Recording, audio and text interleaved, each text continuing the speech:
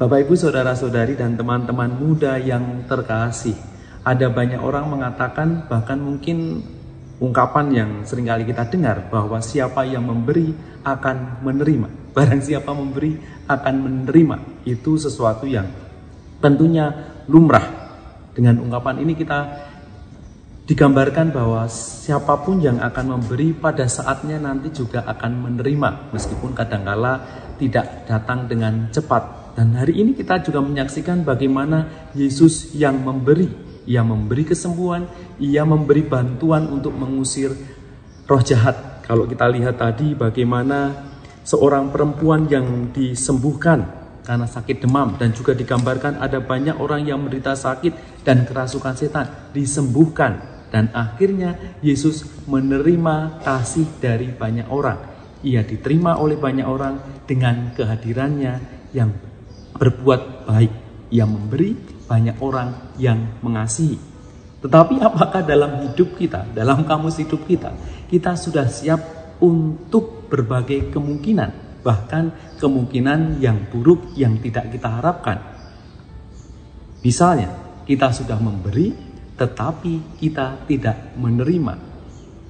Kita membayangkan, barang siapa yang mengetuk pintu maka akan dibukakan. Barang siapa meminta akan diberikan. Tetapi kita sudah memberi, tidak balik diberi atau menerima sesuatu. Kemungkinan yang buruk tentu bisa saja terjadi. Mungkin dari Anda pernah mengalami bagaimana kita sudah berbelas kasih tetapi kita juga tidak dikasihi.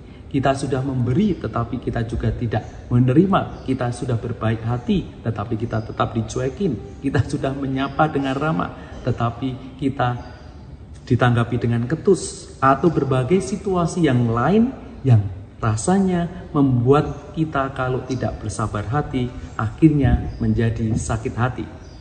Hari ini kita diajak untuk melihat dengan berbagai kemungkinan hidup kita. Maka sikap memberi adalah sikap dengan tulus.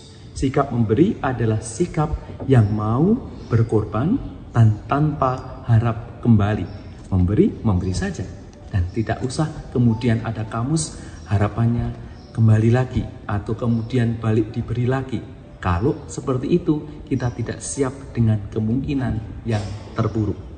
Hari ini kita juga melihat bagaimana Yesus tidak hanya kemudian tinggal dengan kenyamanan karena sudah diterima di tempat itu, karena sudah diberi banyak perhatian orang-orang di tempat itu, tetapi Yesus tetap punya prioritas atas hidupnya. Ia melanjutkan pewartaannya. Pergilah ia ke seluruh Galilea dan memberitakan Injil. Ia tidak stay di satu tempat, tetapi dia mau mewartakan ke semua tempat. Ia tidak hanya kemudian nyaman di tempat tertentu, tetapi Yesus berani meninggalkan tempat dan kenyamanan untuk semakin memperluas kebaikan yang dia lakukan. Maka semoga kita hari ini boleh belajar pada cinta Yesus yang memberi, tidak harap kembali, cinta Yesus yang siap dengan segala kemungkinan, bahkan kemungkinan yang terburuk.